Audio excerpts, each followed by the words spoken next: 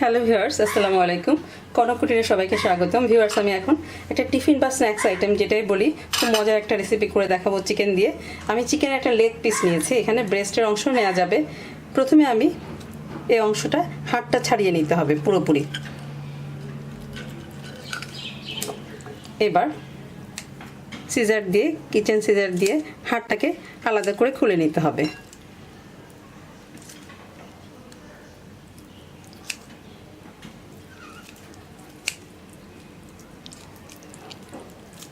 যারা বটি দিয়ে করতে পারেন তারা সেভাবে করে নেবেন, আমি এভাবে দেখাচ্ছি।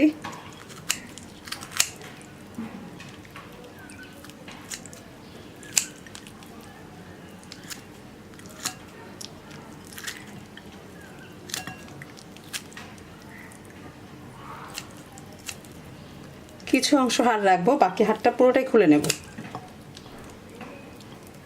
এই আইটেমটার নাম হচ্ছে চিকেন ক্র্যাম চপ। এখানে ক্র্যামে গড়িয়ে ভাজতে হবে এটা।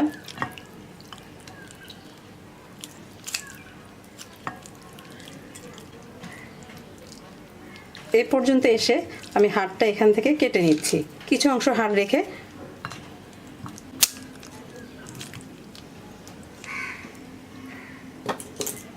এবার চিকেনটা একটু আমি আবারও নাইফ দিয়ে একটু কেটে দিচ্ছি এভাবে। এই টুকরো অংশটা এখানে দিয়ে দিচ্ছি। এবার আমি আদা রসুন দিয়ে এটা মেখে নেব। এখানে নিয়েছি 1 চা চামচ আদা বাটা, রসুন বাটা 1/2 চা চামচ, লাল মরিচের গুঁড়াটা 1/2 চা চামচ, কালো গোলমরিচের গুঁড়াটা 4/1 চা চামচ, লবণটা দিচ্ছি পরিমাণ মতো, খুবই সামান্য লাগবে। আর দিচ্ছি আমি সয়া সস 1/2 চা চামচেরও কম, যেহেতু একটা পিস।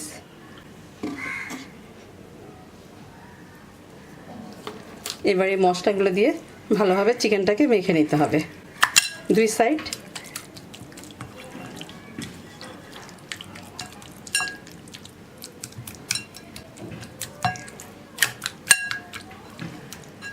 চিকেনটাকে মেখে আমি প্রায় 10 মিনিট রেখে দেব, 10 থেকে 15 মিনিট।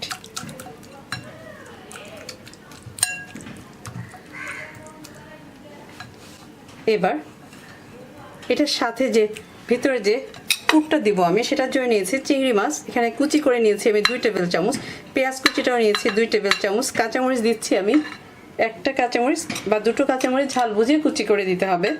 ধনে পাতাটাও দিয়েছি 2-1 টেবিল চামচ। এবার এগুলো আমি সামান্য লবণ আর মরিচের গুঁড়া দিয়ে মেখে নেব।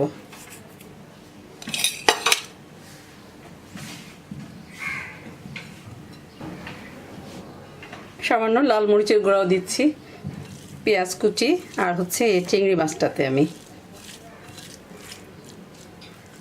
এবার এই জিনিসগুলো আমি এখানে বিছিয়ে দেব চিকেনের উপরে দিয়ে রেখে দিচ্ছি আমি। বাকি কাজটা আমি পরে করে নেব, 15 মিনিট পরে ম্যারিনেট হয়ে নেয়।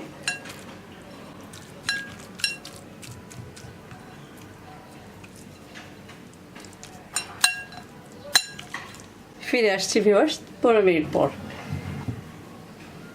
ফিরে আসলাম ভিউয়ার্স 15 মিনিট পর। আমি এখানে 1/4 কাপ ময়দা নিয়েছি, সাথে দিচ্ছি 4/1 চা চামচ লাল মরিচের গুঁড়া, আর দিচ্ছি লবণ পরিমাণ মতো, 1 চিমটি লবণ দিয়ে দিচ্ছি আমি। এবার এটাকে পানি দিয়ে একটু পেস্ট করে নিতে হবে।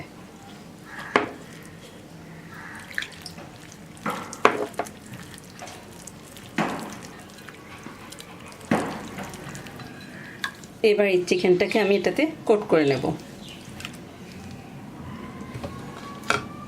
পাশ থেকে তুলে নিয়ে এই ময়দার গোলানো পেস্টটা পুরো চিকেনটাকে ঢেকে দিতে হবে, বারবার উল্টানো যাবে না।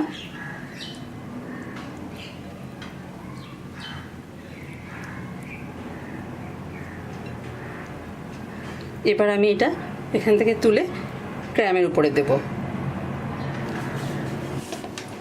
এখানে আমি টেস্টি ব্রেড ক্রামটা নিয়েছি, এটার একটা ভিডিও আমার চ্যানেলে দেওয়া আছে, লিঙ্কটা দেওয়া থাকবে ডেসক্রিপশনে, করে নিতে পারবেন। এবার আমি চিকেনটা খুব সাবধানে তুলে ক্রামের উপরে দিয়ে দিচ্ছি।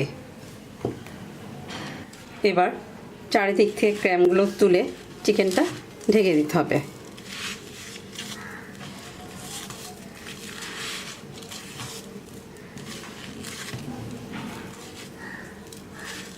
চারিদিক থেকে ভালো করে ক্র্যামটা তুলে লাগিয়ে দেওয়ার পর এবার খুব সাবধানে উল্টে নিতে হবে। এবার এই সাইডটা তো ভালো করে ক্র্যামটা লাগিয়ে দিতে হবে। কোনো জায়গায় ক্র্যামটা লাগতে না চাইলে এই পেস্টটা নিয়ে আবারও দিয়ে দিতে হবে এখানে, তাহলে ক্র্যামটা ভালোভাবে লাগবে। এভাবে 30 মিনিটের জন্য নর্মাল ফ্রিজে রেখে দিলে ক্র্যামটা বসবে ভালো, ভাজতে সুবিধা হবে। তখন রেখে দিচ্ছি ফ্রিজে 30 মিনিটের জন্য। ফিরে আসছি 30 মিনিট পর।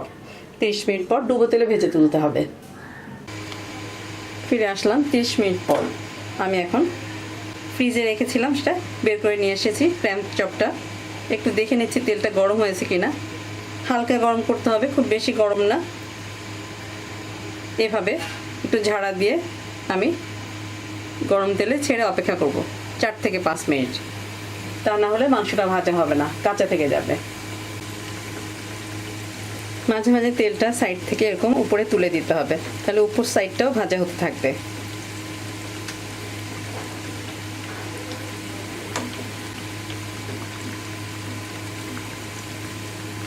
এক সাইড হালকা ব্রাউন হলে উল্টে দেব। কম জালে প্রায় 5 থেকে 6 মিনিট ভেজে নিলাম। এবার জালটা একটু বাড়িয়ে দিচ্ছি, দিয়ে উল্টে দিতে হবে।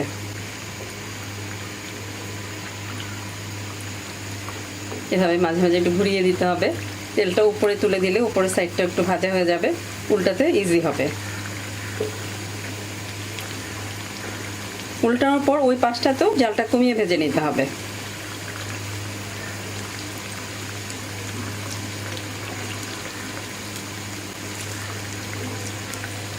এবার আমি উল্টে দিচ্ছি। একটা চামচ দিয়ে উল্টানো যাবে না, দুটো জিনিস দিয়ে ধরে উল্টাতে হবে। এভাবে উল্টে দিতে হবে। এবার এই সাইডটা আবারও জাল কমিয়ে দিচ্ছি আমি।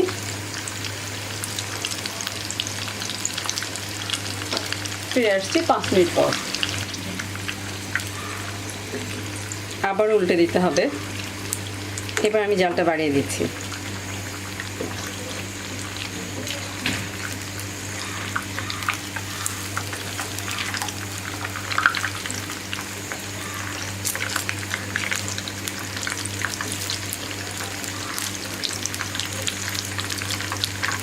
জালটা বাড়ানো অবস্থায় কিছুক্ষণ ভাজতে হবে, 2-1 মিনিট ভেজে তুলে নিতে হবে।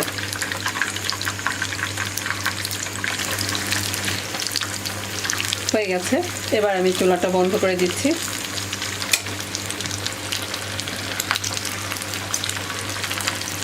এই ধরনের কালার আসলেই তুলে নিতে হবে।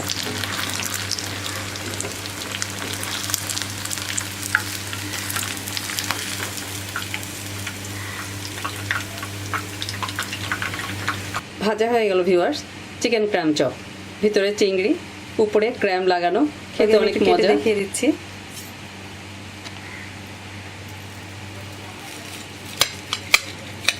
এই ধরনের পিস পিস করে কেটে নিতে হবে। এখন আশা করছি রেসিপিটি আপনাদের ভালো লাগবে। কাটার পর এই ধরনের ভেতরটা খুবই মজা, চিংড়ি ও চিকেনের স্বাদ। ভালো লাগলে অবশ্যই আমার চ্যানেলটি সাবস্ক্রাইব করবেন, লাইক দিবেন, শেয়ার করবেন ফ্রেন্ডস অ্যান্ড ফ্যামিলির সাথে।